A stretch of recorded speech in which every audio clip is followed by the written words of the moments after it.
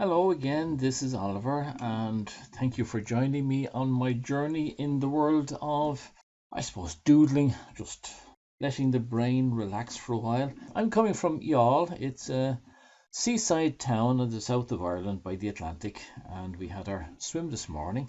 I saw this on a channel called Unwind with Fizz. Well worth going to have a look at it, and I put a link down to her channel down below. And basically what she did was she got a sheet of paper and started drawing shapes all around it. Okay. I hope these shapes are coming out. I'm doing them in pencil at this stage. And I won't do too many, but normally you do a lot of them so that you could fill up the entire sheet. But I'll just do a few. Okay. Sure, might as well. Put as much as I can in. Totally random shapes there now. So let me just check and see, can we see those? And the idea now is we're going to fill them with circles. Big circles, small circles, and get out yourself. Get out your pen and paper, pencil and paper, whatever, and follow along. Now what I'm going to do is I'm using a 0.1 for the small. I won't use a 0.8. Give me a second now. Let me find out what else I have in the box of tricks here. I'm using fine liners here. 0.05 is very small. I'll use that for the very small ones. 0.5, we'll use the 0.5 for the bigger ones. So small ones are going to be inside and the big ones are going to be outside, and they get progressively bigger. So way between the two of them, we're going to put fairly big ones.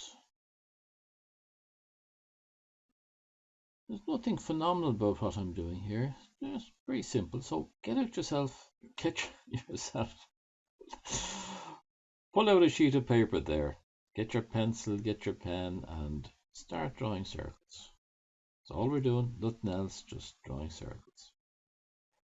And concentrating on the circles and ignoring everything else. And after a while, I'm afraid I'll be ignoring you totally. Don't take it personally, as I want you to start ignoring me as well. And random. We start just being circles all around the place. Large-ish circles is the best way to describe these. Not necessarily huge ones. We're just trying to fill in the space between these objects that we've drawn. And the decision is that in that area, it's going to be, you can look upon these either as big stones, big bubbles. That's all. Now, I've only been doing this type of work for a couple of months. Came across it totally by accident on a YouTube video that was dealing with Zentangles. And in that one you use small cards. It seems to be that there is a specification of cards that you're supposed to use and all the rest of it. And I didn't like that. I like being a little bit more free form. So that's why I don't call this Zentangle at all. I have a feeling that Zentangle seems to be more of a commercial sort of operation where you go on courses to become a Zentanglist. Sounds like an I don't know. Get mixed up. Yeah, stay quiet. You're better off staying quiet. Now I'm going to speed up this video.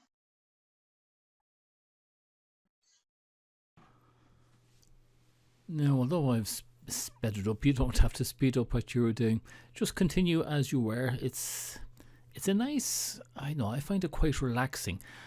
Now, what I do is I come up with something like this. There's a bit of a design, and a group of us meet on Tuesday afternoons at 3 o'clock in the Youghal Library.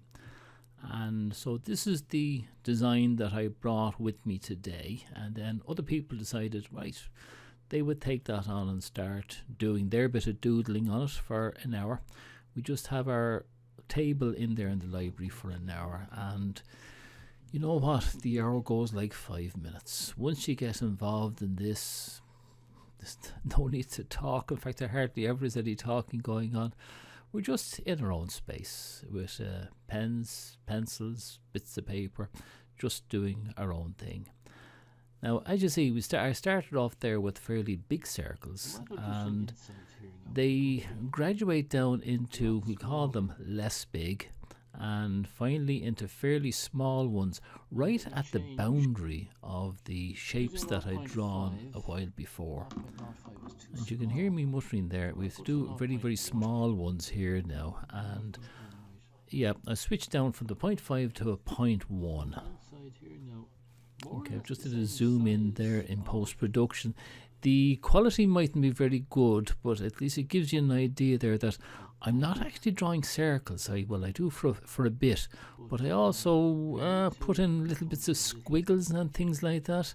Now that goes back to my time when I was doing sketching, which was, well, not too long ago, only about the last year or two.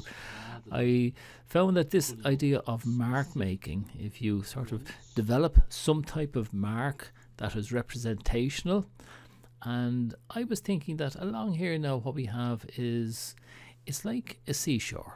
I suppose I thought of that because I live by the sea here in Youghal, and you go from stones that you can see into finer ones, and it eventually becomes like sand. So there is a time when you can't see stones anymore. You just have to have something that's going to represent sand for you. And that's what I was doing here. Actually, that's the bit that I really enjoy, where I don't know, even the brain doesn't have to work now. The hand seems to have its own idea of what to put in there, what kind of mark to make, or squiggles. Oh, by God, I'm going fast there, aren't I? But see the way there's just little marks being put in all around the place, not necessarily circles at all. And that's part of what doodling is about, isn't it? It's just, making marks. Now at the moment I'm following the borders that I put in there fairly accurately, but I was beginning to think that what I was doing was getting somewhat dark and too well defined, and I wanted to try and get away from that. When I'm doing this in my brain, I'm kind of thinking in terms of pathways. The pathway would be the big stones, and you can see how it sort of leads from one area to another one and then sort of fades off into bits of sand. Now you see here, I actually went over the borders because I thought, look, it's got too black. I need to open it up a bit. And that's what I like about doodling. You might start off with some design, but nothing is written in stone, alright, even though these are stones. Yeah, be a bit organic. Let it grow with yourself. I'm fairly going at a rate now, am I? I wish I could do that in real time. Do you know how long it took me to do this particular page? It was the best of 2 hours. Now, if you find this interesting, one thing would be great if you would subscribe. There is a subscribe button. No, subscribe doesn't mean that you give me money. No, it just means you subscribe so that you will be told when there is another video coming out. It helps the, YouTube to make this a video available to other people who subscribe to similar ones. So if you wouldn't mind doing that, and click on the bell, that way you'll know when the next video comes out. I'll be doing at least one a week, because I will do one every Tuesday, or before the Tuesday, to prepare for the workshop that we have, so we have something to work with. So if you wouldn't mind subscribing and hitting the bell, that'd be brilliant. Really, really appreciate that. The other thing is, put in some comments. I've found since we started off this group, it really encourages me. All I'm doing now is just putting in some marks. I'm not really doing circles anymore. Or maybe I'm doing sort of small little ones, but it's mostly marks that I'm putting in, because things are so small now, you can't really put in a circle. So back to a little bit of mark making to represent what I'm trying to do here. And I'm thinking of sand and stuff like that. And so It won't be circles, little squiggles is what I'm doing. I can go back to my days of sketching, and mark making is quite important there. Where if you're doing a wall, you don't do every brick. You do a representation of what it might be. And that's what I'm doing here, just little bits of scribbles. I'm sure scribbles are as good as doodles, aren't they? But that's what I'm doing. And so we're nearly at the end. And I hope you can see it. I have a feeling the way I have the phone set up, my finger gets in the way.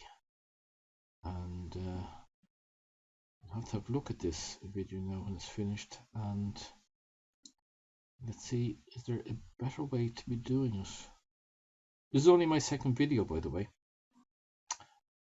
of this series. Like, I did videos before on Sudoku and animations and things like that, and using different cameras, which I no longer have. So I might have to do a little bit of research into cameras and microphones. I don't have a microphone at the moment, so I'm using the one in the phone, and it is not very good. Okay, just trying to spread it out a little bit. It'll be dots now after that. Maybe.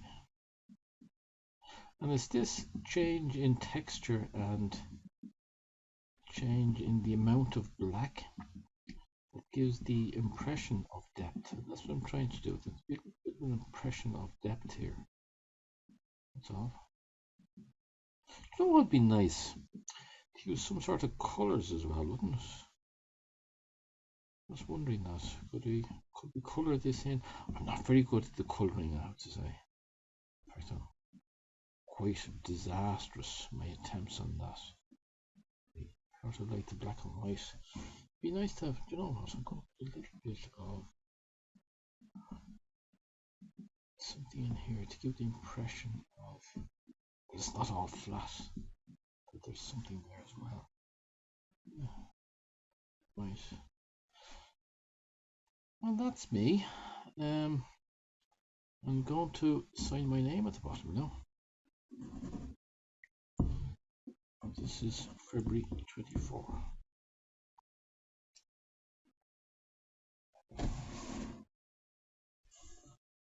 And you know what, there's still some pencil marks in here. I better get rid of those.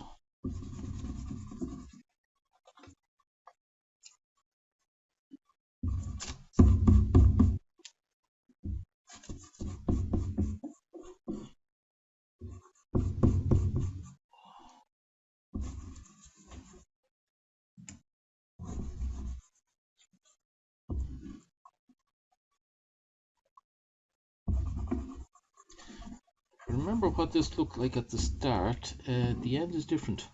I didn't follow the outlines that I had penciled in, and that's okay. It's you know, you develop things as you go along.